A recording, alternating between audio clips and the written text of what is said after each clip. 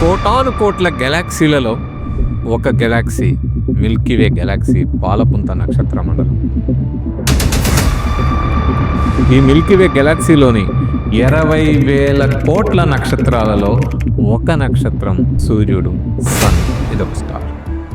సూర్యుడి కేంద్రంగా 460 కోట్ల సంవత్సరాల క్రితం సోలార్ సిస్టమ్, సౌర కుటుంబం ఏర్పడింది. ఈ సోలార్ సిస్టమ్ గురించి మనం తెలుసుకుంటే యూనివర్స్ గురించిన అనేక విషయాలు మనకు తెలిసే అవకాశం ఉంది. కాబట్టి ఈ సోలార్ సిస్టంలోకి పంపిస్తూ ఉన్నాయి, రీసెర్చ్ చేస్తూ ఉన్నాయి, ఇంకా కొత్త కొత్త అంశాలు తెలుసుకొని మేధస్సును పెంపొందించుకునే ప్రయత్నం చేస్తూ ఉన్నాయి. కోటాను కోట్ల గెలాక్సీలలో ఒక గెలాక్సీ మిల్కీవే గెలాక్సీ పాలపుంత నక్షత్ర మండలం.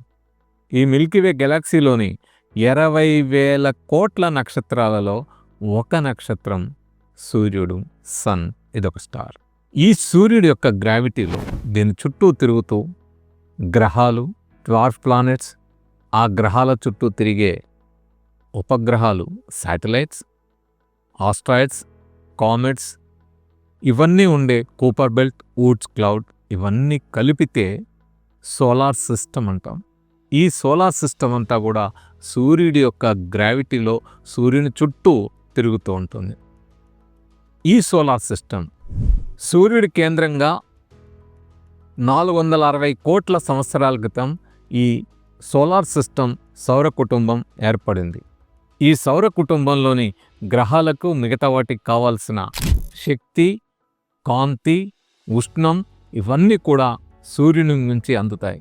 సూర్యుడి మీద ఎక్కువ భాగం హైడ్రోజన్, హీలియం వంటి వాయువులు మండుతూ ఉంటాయి. అక్కడ న్యూక్లియర్ ఫ్యూజన్స్ నిరంతరంగా జరుగుతూ ఉంటాయి. వాటి ఫలితంగానే శక్తి, ఎనర్జీ, హీట్, ఉష్ణము, లైట్, కాంతి ప్రొడ్యూస్ అయి గ్రహాలన్నిటికీ అందుతుంది. మొత్తం సోలార్ సిస్టంలో గ్రహాలు, వాటి ఉపగ్రహాలు, dwarf planets, asteroids, comets, Kuiper belt, Oort cloud ఏవైతే చెప్పామో వీటన్నిటి యొక్క మాస్, ద్రవ్యరాశి చూసుకుంటే అన్నిటిది కలిపితే 100% ఉంటే అందులో ఒక సూర్యుడిదే 99.8% సూర్యుడి మాస్ ఉంటుంది. అంటే కేవలం 0.2% మాత్రమే మిగతా వాటన్నిటి యొక్క మాస్ ఉంటుంది. అంటే ఈ మొత్తం సౌర కుటుంబంలో సూర్యుడు ఎంత భారీ ఆబ్జెక్టో మనకు అర్థమవుతుంది. ఈ సూర్యుని చుట్టూ తిరిగే 8 గ్రహాలు: Mercury, Venus, Earth, Mars, Jupiter, Saturn, Uranus, Neptune. వీటిలో జూపిటర్ అన్నిటికంటే పెద్ద ప్లానెట్. అదేవిధంగా మెర్క్యూరీ అన్నిటికంటే స్మాలెస్ట్ ప్లానెట్. వీటిలో మళ్ళా మనం భాగాలు కూడా ఈ గ్రహాలను విభజించుకుంటే ఇన్నర్ ప్లానెట్స్, టెరెస్ట్రియల్ ప్లానెట్స్ అంటాం. ఇవి సాలిడ్ ప్లానెట్స్. ఇవే మెర్క్యూరీ, వీనస్, ఎర్త్, మార్స్, వీటిని ఇన్నర్ ప్లానెట్స్ అంటాం.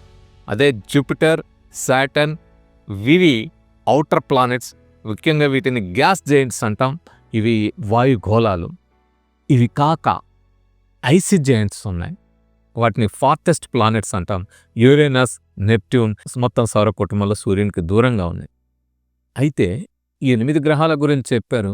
మరి మొన్నటి వరకు 9 గ్రహాలు అనుకున్నాం. ప్లూటో కూడా ఉండాలి కదా. మరి ప్లూటో చెప్పలేదు అంటే, ప్లూటోని ఇటీవల కాలంలో సైంటిస్టులు దాన్ని గ్రహాల కేటగిరీ నుంచి తప్పించారు. ఎందుకంటే గ్రహానికి ఉండాల్సిన అన్ని లక్షణాలని ప్లూటో ఫుల్ఫిల్ చేయలేకపోతుంది. దానికంటే ఇతర డ్వార్ఫ్ ప్లానెట్స్ కొన్ని ఉన్నాయి. వాటి లక్షణాలతో అది ఎక్కువగా పొంతన కుదురుతుంది. కాబట్టి ఈ ప్లూటోని కూడా డ్వార్ఫ్ ప్లానెట్స్లో చేర్చారు. ఇప్పటి వరకు మనం కనుగొన్నవి 6 డ్వార్ఫ్ ప్లానెట్స్ ఉన్నాయి. అవే ప్లూటో, సెరిస్, మెకమెకే, హ్యూమే, ఎరిస్. ఈ మధ్యన కొత్తది ది గోబ్లిన్ అనే నిక్నేమ్ తోటి ఒక డ్వార్ఫ్ ప్లానెట్ను కూడా మన సైంటిస్టులు కనుగొన్నారు. ఇవి కాక అప్పుడప్పుడు మన టీవీల్లో, మీడియాలో బాగా ఓదర కొడతా ఉంటారు. సెన్సేషన్ క్రియేట్ చేయాలని ప్రయత్నిస్తూ ఉంటారు. మనల్ని భయభ్రాంతులకు గురి చేస్తూ ఉంటారు. అదేంటంటే ఇక అయిపోయింది యుగాంతం, అక్కడెక్కడి నుంచో ఆస్ట్రాయిడ్ వస్తూ ఉంది, ఇక భూమిని గుద్దుకుంటుంది, మొత్తం భూమి సర్వనాశనం అయిపోతుంది, మనం చనిపోతాం అనే విధంగా భయభ్రాంతులకు గురి చేయడం మీడియాలో మనం చూస్తూ ఉంటాం. అయితే ఈ ఆస్ట్రాయిడ్స్ ఎక్కడి నుంచి వస్తాయి, ఇవి ఎక్కడ ఉంటాయంటే ఇవి జూపిటర్ యురేనస్ మధ్య ఆ ప్రాంతంలో ఆ రీజియన్లో ఈ ఆస్ట్రాయిడ్స్ ఎక్కువగా ఉంటాయి. ఆ తర్వాత నెప్ట్యూన్ అవతల కూపర్ బెల్ట్ అనే రీజన్ ఉంటుంది. ఆ తర్వాత వూడ్స్ క్లౌడ్ అనే రీజన్ ఉంటుంది. ఈ కూపర్ బెల్ట్లో ఎక్కువగా ఆస్ట్రాయిడ్స్ ఉంటాయి, అదేవిధంగా ఐసీ బాడీస్ ఉంటాయి. మార్స్ అండ్ జూపిటర్ మధ్య రీజియన్లో ఆస్ట్రాయిడ్స్ ఉంటాయి అనుకున్నాం కదా. ఈ ఆస్ట్రాయిడ్స్ కొన్ని గ్రహాలుగా కూడా మారాల్సిన లక్షణాలతో ఉంటాయి, కానీ జూపిటర్ యొక్క గ్రావిటీలో ఉండడం వలన అవి ప్లానెట్స్గా మారలేకపోయాయి. నెప్ట్యూన్ కవతల కూపర్ బెల్ట్ ఉంటుంది. కామెట్స్ అంటే తోకచుక్కలు ఎక్కువగా అవి ఐసీ బాడీస్, అవన్నీ ఎక్కువగా ఈ కూపర్ బెల్ట్లోనే ఉంటాయి. అక్కడి నుంచి అవి ప్రయాణిస్తూ వస్తూ ఉంటాయి. ముఖ్యంగా షార్ట్ పీరియడ్ కామెట్స్ ఈ కూపర్ బెల్ట్లో ఉంటాయి. అదేవిధంగా డ్వార్ఫ్ ప్లానెట్స్ కూడా ఈ కూపర్ బెల్ట్లో ఉంటాయి. ఆస్ట్రాయిడ్స్ ఉంటాయి. ప్లూటోతో పాటు ఉండే ఆస్ట్రాయిడ్స్ అన్నీ కూడా అక్కడే ఉంటాయి. దాని అవతల వూడ్స్ క్లౌడ్ ఉంటుంది.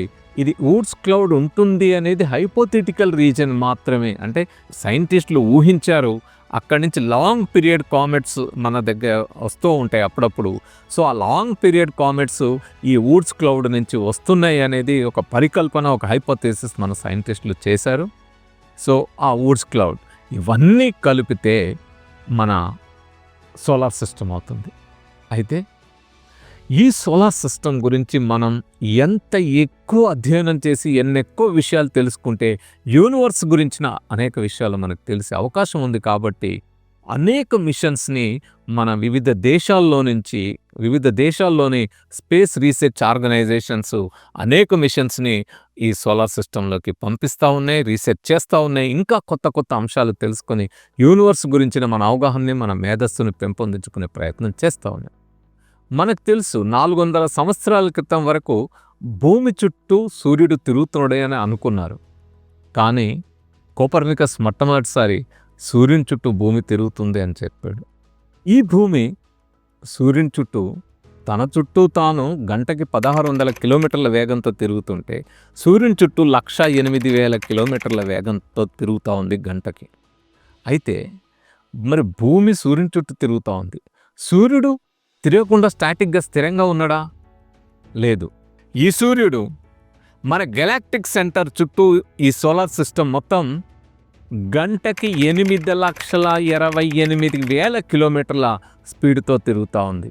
ఈ స్పీడ్తో తిరిగితే మన భూమి సూర్యుని చుట్టూ 108,000 కిలోమీటర్ల స్పీడ్తో తిరిగితే 365 రోజులు, అదే ఒక సంవత్సరం అంటున్నాం. మరి ఈ సోలార్ సిస్టమ్, ఈ సూర్యుడు మొత్తం గెలాక్టిక్ సెంటర్ చుట్టూ 8,28,000 కిలోమీటర్ల స్పీడ్తో తిరిగితే ఒక చుట్టూ తిరిగి రావడానికి ఎంత టైం పడుతుందంటే 23 కోట్ల సంవత్సరాలు పడుతుంది. సో మనం ఎంత వేగంగా ఈ యూనివర్స్లో ప్రయాణిస్తున్నామో తెలుసుకోండి. అయితే ఈ గెలాక్సీ స్టాటిక్గా ఉందా, గెలాక్సీ ఎంత స్పీడ్తో తిరుగుతుంది ఏమిటనేవి ఇతర అంశాలు, కూపర్ బెల్ట్ గురించి కానీ, వూడ్స్ క్లౌడ్ గురించి కానీ, డ్వార్ఫ్ ప్లానెట్స్ గురించి కానీ, మన ప్లానెట్స్ గురించిన ఇంకా అనేక లోతైన విషయాలు, ఆ సత్యాల్ని మనం మిగతా వీడియోల్లో తెలుసుకుందాం.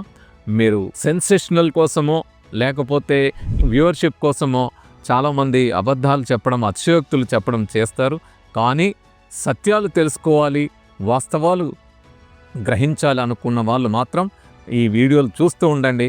విజ్ఞానదర్శిని యూనివర్స్ గురించి, మొత్తం ఈ విశాల విశ్వం గురించిన అనేక వీడియోలు భవిష్యత్తులో చేయబోతా ఉన్నాం.